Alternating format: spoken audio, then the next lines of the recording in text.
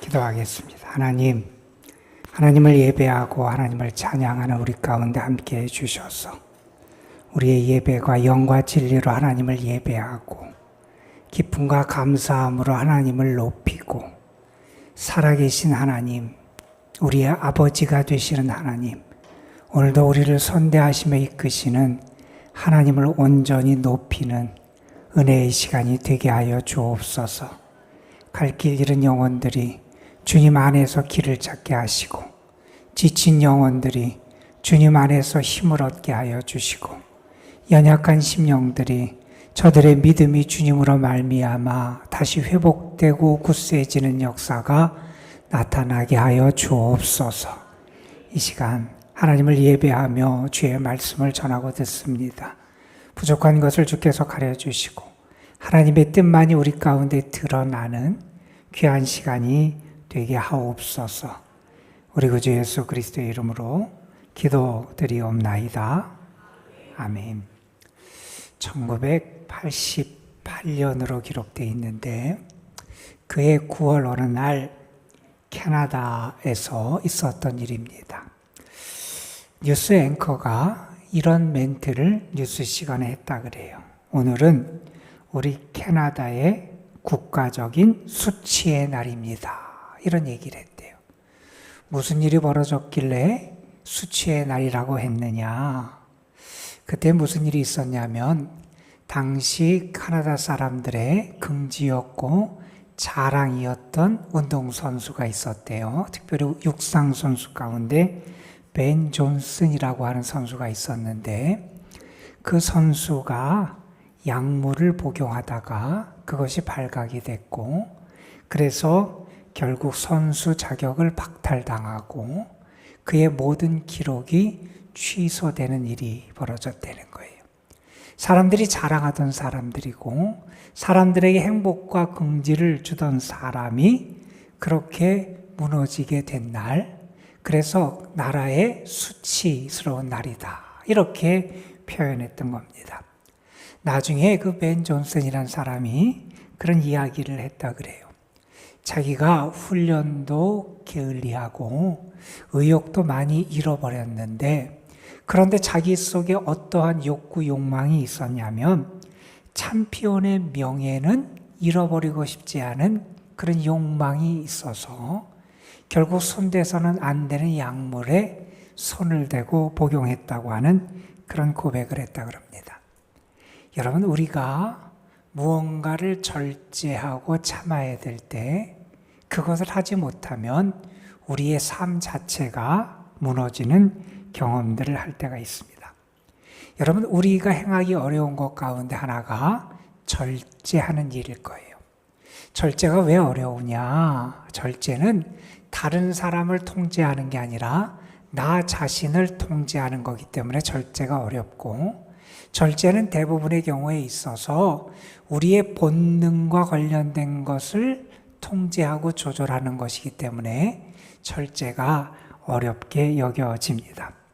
사람들 가운데 절제하지 못해서 그 삶의 모든 것을 잃는 경우들을 우리는 간혹 보게 됩니다. 반면에 고수들은 절제를 합니다. 해도 될 일과 해서는 안 될 일을 구별을 잘해요. 그래서 누릴 수 있는데 누리질 않는 경우도 있고요. 권력이 있지만 그 권력을 다 사용하지 않기도 하고요. 먹을 수 있지만 다 먹지 않기도 하고, 부르는 곳이 많지만 그 자리를 다 찾아가지 않기도 합니다. 할 말이 많이 있지만 그 말을 다 하지는 않는 그런 절제의 모습을 보여주게 됩니다. 어느 분이 절제를 이렇게 표현했어요. 절제는 뭐와 같으냐? 마치 우리가 구슬이 서말이어도 꿰어야 보배라 그러는데, 절제는 우리가 가진 미덕, 우리가 가진 장점이 가치 있는 것이 되도록 연결해주는 그런 비단실과 같다. 이런 표현을 하기도 합니다. 여러분, 우리가 무언가를 늘려가는 것, 무언가를 키워가는 것, 무언가를 불리는 것도 큰 능력입니다. 반면에 우리가 멈출 수 있을 때 멈추고 놓아야 될 때 놓을 수 있는 것은 어쩌면 더 큰 능력이라고 말할 수 있을 겁니다. 세상 사람들은요, 내 욕망을 충족시켜서 행복하려고 그럽니다. 그런데 많은 경우에 있어서 때로는 그 욕망을 충족하는 게 아니라 욕망을 제한해야 될 때가 우리에게 있다는 거예요. 그러한 경우를 통해서 우리는 더 큰 행복과 삶의 가치를 이루며 살아갈 수 있다 하는 겁니다. 여러분, 절제는 여러 가지 형태로 나타날 거예요. 그런데 저는 오늘 우리에게 주신 말씀에 근거해서 우리 금식을 통해서 절제의 삶에 대해서 한번 생각해 보는 시간을 가지려고 합니다. 오늘 우리가 함께 읽은 마태복음 6장에 있는 말씀은 금식에 대한 가르침을 우리에게 주시는 말씀이에요. 앞에서 이미 예수님은 우리에게 가르침들을 주셨는데 구제에 대한 가르침도 주시고 기도에 대한 가르침도 주셨어요. 거기서 예수님은 어떤 가르침을 믿는 자들에게 주시냐면 우리가 구제할 때, 기도할 때 어떻게 해야 되느냐, 마치 배우가 연기하는 것처럼 사람에게 보여주려고 외식하는 자로 그렇게 하지 말라고 방부하십니다. 우리가 무언가 사람에게 보여주기 위해서 구제하고 기도하지 말고 우리가 구제하고 기도할 때 어떻게 해야 되느냐, 은밀한 중에 보시고 계시는 하나님께 해야 된다라는 말씀을 전해주셨어요. 오늘 이 금식에 대한 교훈에서도 예수님은 동일한 가르침을 제자들에게 주고 계세요. 너희가 금식할 때 어떻게 해야 되느냐? 금식할 때도 사람에게 보여주고 사람에게 칭찬받기 위해서 금식하지 말라고 말씀하십니다. 너희가 금식할 때도 은밀히 보시는 하나님이 계심을 알고 은밀히 보시는 그 하나님 앞에서 금식하라, 이렇게 가르침을 주십니다. 여러분, 오늘 말씀에서 예수님은 제자들에게 금식에 대해서 가르쳐 주시는데 금식의 모습이 두 가지로 나와요. 하나는 어떤 금식이냐? 위선되고 잘못된 금식이 있고, 다른 하나는 제자들이 나타내야 될 올바른 금식의 태도와 모습이 있다는 거예요. 자, 유대인들에게 금식이 중요했어요. 그들은 특정한 날을 정하여 금식하기도 하고 때로는 그들은 금식할 수 없는 사람을 대신해서 금식하기도 하고 금식할 때 얼굴에 젤을 뿌리며 금식하기도 했는데 우리 성경에 보면 그들이 지켜야 될 특별한 금식의 날이 레위기에 대속죄일과 관련돼서 등장하기도 하고 예수님 당시의 유대인들은 일주일에 2번씩 월요일과 목요일에 금식을 하며 경건의 훈련을 했음을 우리가 알게 됩니다. 여러분, 예수님은 이 금식에 대해 가르치시면서 금식 자체를 비판하신 건 아니었어요. 예수님은 이 금식하는 것이 당연히 그들이 해야 될 신앙의 행위인 것을 전제하시면서 우리가 어떻게 하는 것이 올바른 금식이고 참된 금식인지를 제자들에게 가르쳐주고 계세요. 여러분, 우리가 금식을 해야 되는 이유는 분명히 있을 거예요. 우리가 죄를 뉘우칠 때 그 참회하는 마음과 슬픔 속에서 금식을 하기도 합니다. 때로는 우리가 더 깊이 기도하기 위해서 금식을 하기도 합니다. 때로는 우리 내 자신을 절제하고 자기를 통제하는 훈련을 하기 위해서 금식을 하기도 합니다. 때로는 우리가 금식하여 아낀 그 양식을 어려운 사람들에게 베풀기 위해서, 사랑을 베풀기 위해서 금식을 하기도 합니다. 그런데 예수님 당시에 사람들이 금식을 하는데 오늘 말씀해 보면 예수님이 보시기에 합당하지 못한 금식의 정신을 잃어버린 잘못된 금식의 모습이 나타나더라고 예수님은 말씀을 하세요. 사람들이 금식할 때 어떻게 하느냐? 평소와는 다른 얼굴을 하고 금식을 하더라는 거예요. 얼굴을 더 슬프게 해요. 내가 금식을 하고 있다는 모습을 다른 사람이 알도록 그렇게 티를 내면서 금식하는 사람들이 있더라는 거예요. 그들에게 금식의 이유가 뭐냐? 사람들이 알아주는 거였다는 거예요. 사람들에게 인정을 받고 칭찬을 받고 사람들에게 과시하기 위한 것이 그들의 금식이었다는 겁니다. 그런데 예수님은 뭐라고 말씀하시느냐? 그렇게 사람들에게 인정을 받고 사람들의 칭찬을 받으면 하나님에게 상이 없다는 겁니다. 그러면서 그들이 어떤 금식을 해야 되느냐? 그들이 행해야 될 금식은 이런 모습이라고 가르쳐 주세요. 오히려 너희가 금식할 때는 머리에 기름을 바르라는 거예요. 오히려 금식할 때는 얼굴을 씻으라는 거예요. 그래서 어느 누구도 너희가 금식하고 있다는 것을 알아보지 못하게 그렇게 금식할 것을 제자들에게 가르쳐 주십니다. 여러분, 우리의 신앙행위는요, 우리 자신과 하나님과의 관계에서 이루어지는 겁니다. 금식도 다르지 않습니다. 금식하는 사람과 하나님과의 관계에서 이루어지는 게 금식입니다.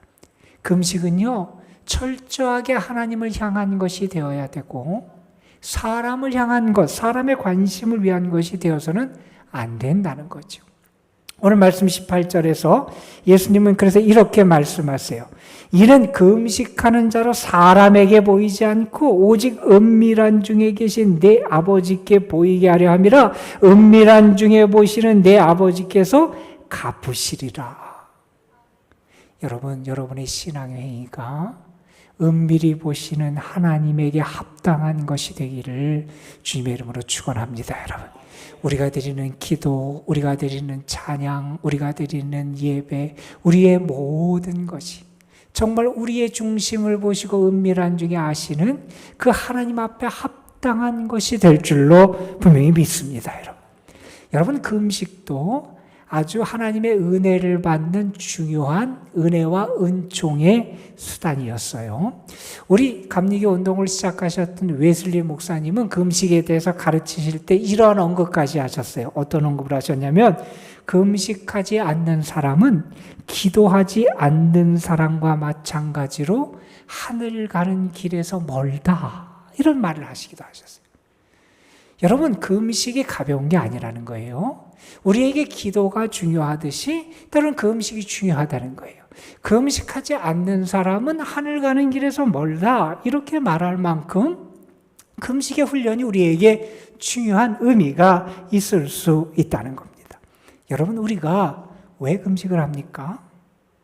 여러분, 우리가 금식하는 것은 내가 일상적인 행동, 일상적인 우리가 생활, 먹는 것을 중단하는 거잖아요. 우리가 일상의 삶을 왜 멈추느냐? 그 이유가 분명해야 된다는 거예요. 그 이유는 다른 것이 아니라 하나님께 집중하기 위해서라는 거예요. 여러분, 내가 금식하는 것 자체, 그게 나의 목적이 아니라는 거예요. 사람들이 알아주는 거, 그거 자체가 목적이 아니라는 거예요. 내가 금식하는 거, 나를 절제하는 이것도 다른 것이 아니라 내가 하나님에게 집중하기 위해서 내가 이렇게 금식에 신앙의 훈련을 하는 거라는 겁니다. 여러분, 또한 우리가 금식을 한다고 하는 것은 달리 말하면 하나님 앞에서 나를 낮추는 그런 행위입니다. 여러분, 사람은 참 묘해서요, 나를 낮추기 전에는 하나님이 안 보여요. 나를 낮추기 전에는 하나님의 뜻이 우리에게 드러나지 않아요.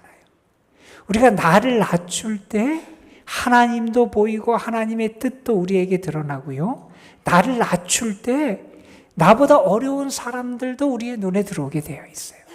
내가 일상의 것을 멈추고 중단하고 금식한다고 하는 것은 첫 번째로는 하나님께 집중하고 그 하나님 앞에서 나를 낮추는 그런 신앙의 훈련하는 게 이 금식의 모습이다 하는 겁니다. 여러분, 우리가 또 금식하면서 잊어버리지 말아야 될 것 가운데 하나는 뭐냐 하면, 우리가 금식을 하면서 그리스도의 고난을 묵상하고 고난에 동참하는 삶을 훈련하는 것이다 하는 것도 우리가 기억할 필요가 있습니다.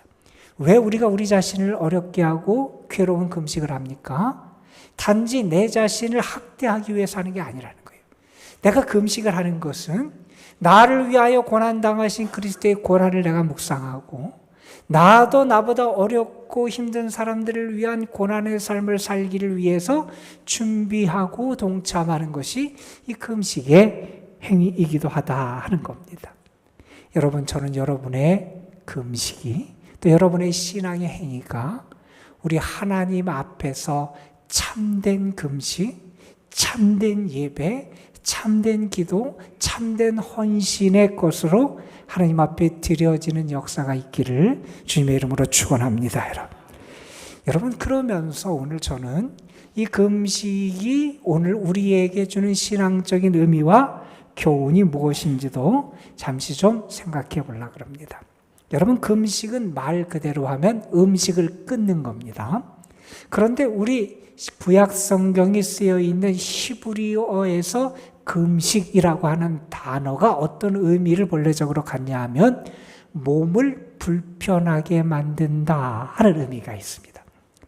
여러분, 내가 음식을 먹는 게 나를 편하게 만드는 거잖아요. 내가 배고파요. 그때 음식을 먹는 게 나를 편하게 만드는 겁니다. 그런데 내가 배고픈데 음식을 안 먹는 것은 내 몸을 불편하게 하는 거예요. 이렇게 몸을 불편하게 한다는 그 의미가 확대되면서 이것이 금식이라는 단어를 통용하는 그런 표현으로 사용되게 되었다 하는 겁니다. 여러분, 우리가 우리 몸을 불편하게 해야 될 때가 있어요. 여러분, 우리가 살아가면서 기본적인 욕구가 만족해야 살잖아요. 배불러야 되고 잠도 자야 되고 때로 쉬어야 되고, 우리 기본적인 욕구가 만족돼야 우리의 삶이 더 발전하고 성숙할 수 있어요. 그래서 우리 기본적인 삶도 기본적인 욕구도 만족해야 돼요. 그런데 우리가 기본적인 육체의 욕구에만 매몰되다 보면 우리가 더 높은 우리가 성숙해야 되는 가치를 망각하기가 쉬워요. 그러한 열망을 잊어버릴 때가 있어요. 그럴 때 우리 자신을 훈련하기 위해서 내 자신을 불편하게 하는 그런 훈련이 우리에게 필요할 때가 있다는 거예요. 여러분, 우리의 육신은 자꾸 타락과 죄로 흐르는 그런 관성이 있어요. 가만 놔두면 우리가 한없이 우리의 욕구를 충족시키고자 하는 그런 구실을 찾고 그렇게 흘러가는 게 우리의 모습이다 하는 겁니다. 그래서 때로는 그것을 절제하는 훈련이 필요하고 그 욕망의 굴레를 씌우는 것이 필요해요. 여러분, 우리가 생각해 보세요. 우리에게 굴레가 씌워진다. 그러면 결코 편하지 않을 거예요. 불편할 거예요. 우리가 뭔가 우리에게 굴레가 씌워지는 것 불편해요. 그런데 그 굴레가 때로는 우리 자신을 정죄하고 절제해서 나를 더 성숙하고 더 발전된 사람으로 나아갈 수 있게 이끌어 줄 때가 있다는 거예요. 여러분, 우리가 배부르게 먹고 그러면 기운을 얻습니다. 잠을 편안하게 자면 아주 개운하게 일어납니다. 자, 그런데 잠을 못 잤다고 한번 생각해 보세요. 그러면 하루가 힘들 거예요. 정신도 없고요. 아마 우리가 고상하고 아름다운 삶을 행하는 것도 어려움을 겪을 거예요. 우리가 기본적인 욕구를 충족시키는 거 우리에게 필요해요. 그런데 때로는 우리의 몸을 불편하고 힘들게 할 필요가 있을 때가 분명히 있다는 겁니다. 왜요? 우리가 너무 기본적인 욕구, 욕망에만 매몰되어서 영적으로 잠들 때 그것을 깨울 수 있어야 된다는 겁니다. 우리의 육신이 자꾸 죄의 지배를 받아서 그 지배에 이끌려와서 내 삶이 육신의 욕망의 지배를 받는 그러한 삶으로만 나아가게 될 때 그것을 절제하는 훈련이 필요하다는 거예요.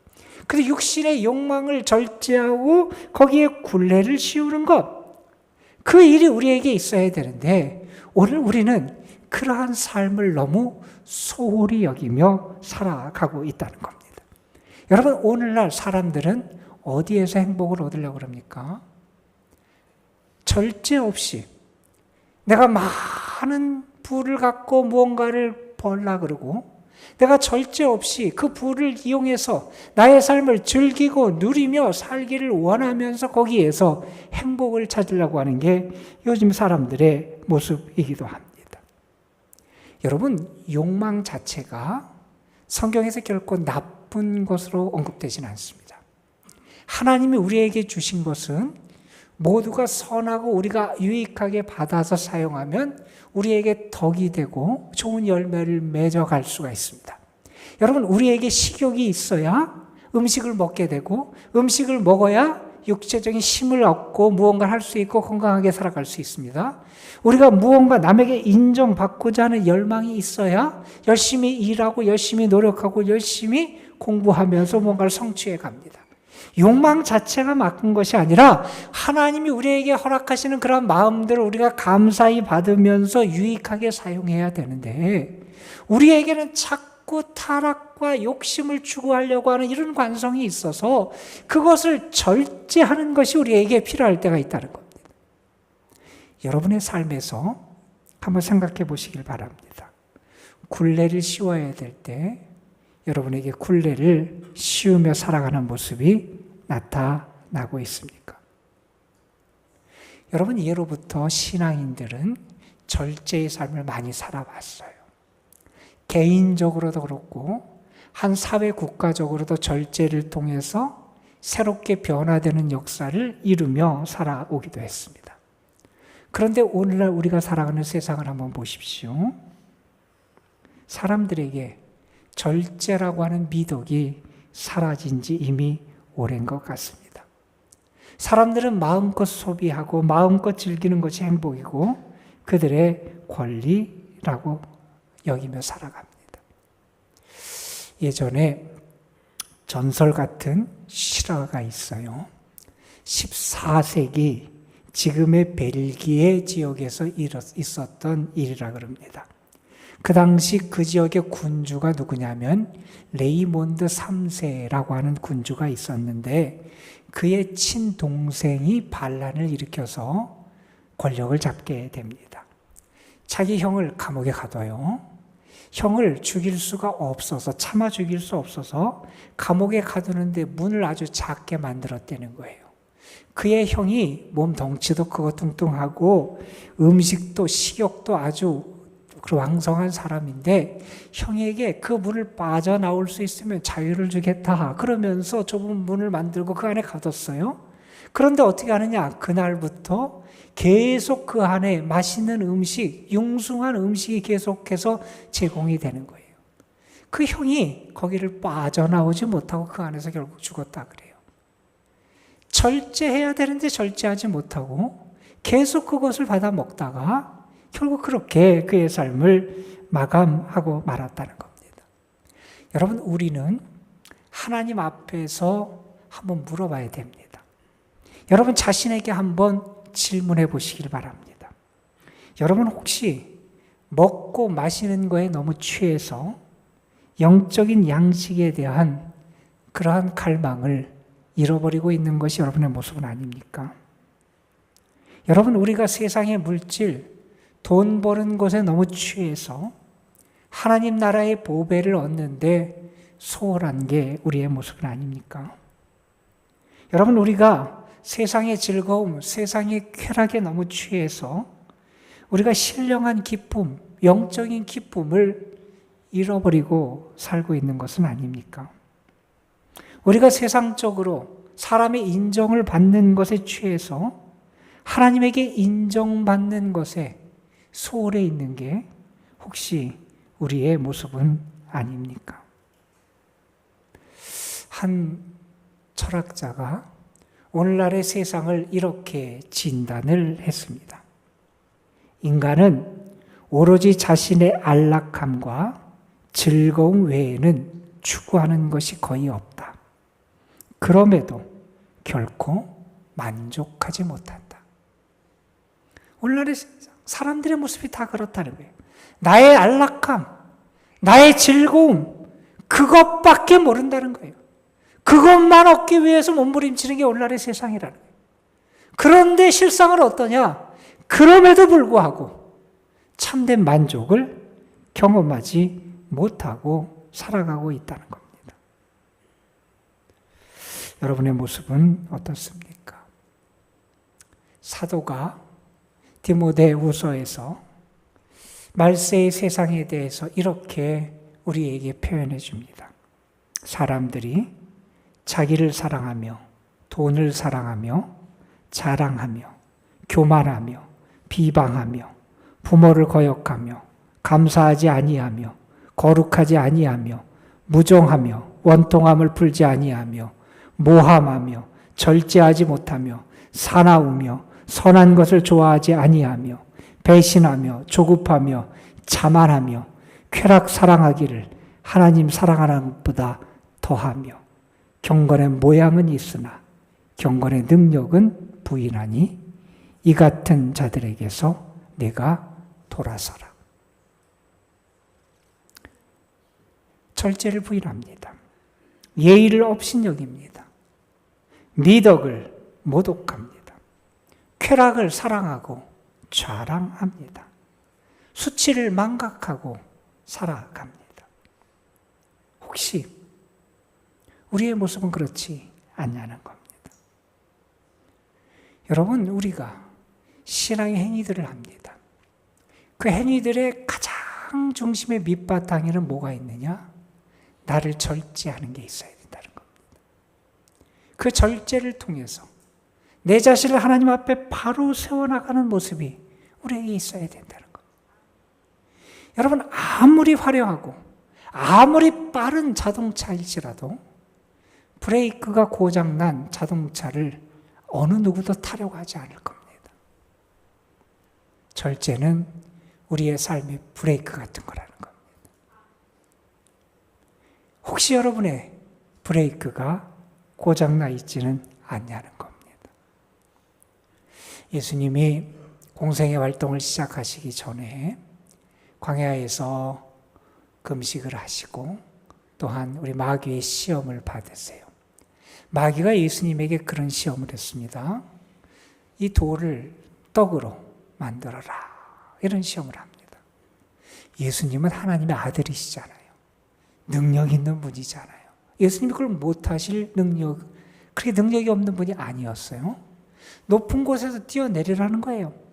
내가 하나님의 아들이면 너는 멀쩡할 거라는 거예요. 사탄은 예수님에게 하나님의 아들의 능력을 나타내라고 자꾸 유혹을 합니다. 그 능력을 보여주라는 거예요. 그런데 예수님은 어떻게 대응하십니까? 그 능력을 사용하지 않으세요. 오히려 예수님은 어떤 길을 걸어가십니까? 능력을 나타내는 길이 아니라 자신을 비우고 십자가에서 희생하고 고난당하시는 길을 걸어가시잖아요. 여러분, 신앙은 하나님 앞에서 나를 돌아보는 거고요. 신앙은 금식이 됐든 구제가 됐든 기도가 됐든 내 자신을 하나님 앞에서 낮추고 절제하는 겁니다. 우리가 이것을 잃어버리면 우리 신앙이 아름다운 향기를 발할 수가 없습니다. 저는 여러분에게 다시 한번 절제의 열매가 맺혀졌으면 좋겠고 절제의 능력이 나타나서 여러분의 신앙을 더 아름다운 향기로 드러낼 수 있도록 하나님의 은혜가 여러분에게 부어지기를 주님의 이름으로 축원합니다. 우리 찬양 한 곡 불러보겠습니다. 우리 낮엔 해처럼 밤엔 달처럼 그렇게 살 수는 없을까? 우리 함께 우리 찬양하고 기도하는 시간 같지요.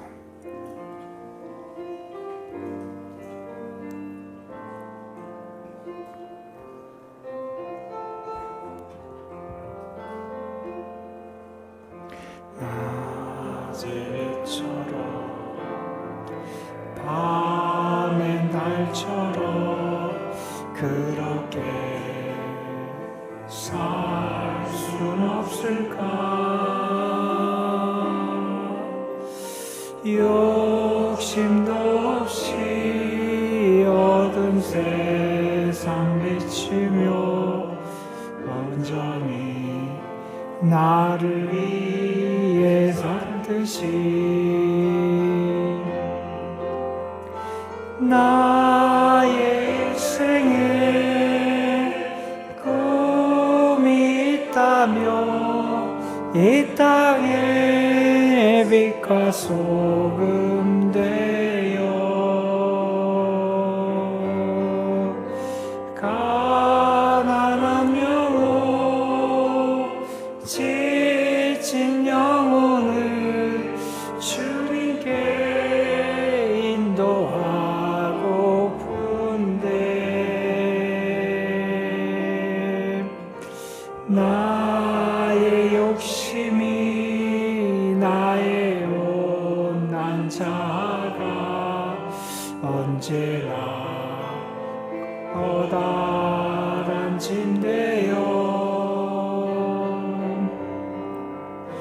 나를 짓눌러 나를 곤고케 하니 예수여 나를 도와주소서. 낮은 해처럼 다시 한번 찬양합니다. 낮은 해처럼 밤의 달처럼 그렇게 살 수 없을까. 욕심도 없이 얻은 세상 비추어 온전히 남을 위해 살듯이 나의 인생에 꿈이 있다면 이 땅에 빛과 소금 되어 가라는 영혼 지친 영혼을 주님께 인도하고픈데 나의 욕심이 나의 못난 자가 언제나 보다람심되어 나를 짓눌러 나를 곤고케 하니 예수여 나를 도와주소서. 오늘 우리에게 주신 말씀 기억하면서 우리 잠시 기도하는 시간 갖습니다. 하나님, 내가 은밀한 중에 보시는 하나님 앞에 행하는 자가 되게 하여 주옵소서. 욕심과 욕망의 지배를 받고 살아가는 자가 아니라 그것을 잘 다스려서 영이신 하나님과 진정한 사귐을 갖고 하나님이 우리에게 허락하신 것들을 선용하고 그래서 내가 절제를 통하여 귀한 열매를 맺어가는 삶을 살아갈 수 있도록 역사하여 주옵소서. 하나님에게 하나님 앞에 우리 자신의 모습을 솔직하게 드러내고 고백하면서 하나님의 은혜를 구하며 다 같이 잠시 말씀 붙잡고 기도합니다. 다 같이 기도하겠습니다. 아버지, 우리 그러시옵소서. 자꾸 욕망을 따라 살아갑니다. 아버지 하나님, 세상 것을 추구하면 그것이 행복할 것처럼 살아갑니다. 나를 절제하고 살아가야 되는데 그렇지 못한 모습이 우리의 모습이 될 때가 너무 많이 있습니다. 하나님, 우리에게 하나님 앞에 머물 수 있는 지혜를 주시고 때로 자신의 몸을 괴롭게 하면서 절제하면서 참된 복음과 믿음의 길을 걸어가는 저희들이 될 수 있도록 역사하여 주시옵소서. 우리의 욕망을 잘 다스리게 하여 주시고 절제의 미덕이 우리의 특징이 되고 인격이 될 수 있도록 하나님 역사하여 주옵소서. 아버지 하나님, 우리에게 더 주시길 원합니다. 주님 함께하여 주옵소서. 아버지 하나님, 더 갖고 더 즐기고 더 놀라고 부추기는 세상의 소리에 속지 않게 하여 주시고 하나님의 사람다운 은밀한 중에 모든 것을 보시는 하나님 앞에서 우리의 욕망의 움직임을 잘 주시하면서 절제로서 우리의 욕망을 다스리게 하여 주시고 우리의 모든 신앙이 내 욕심과 욕망 혹은 사람들에게 인정받고자 하는 욕구에 이끌려 행하는 것이 아니라 하나님 앞에 자신을 낮추고 하나님 앞에 자신을 절제함을 통해서 하나님의 사람다운 능력과 향기를 바라는 저희들이 되게 하옵소서. 우리 구주 예수 그리스도의 이름으로 기도드리옵나이다. 아멘.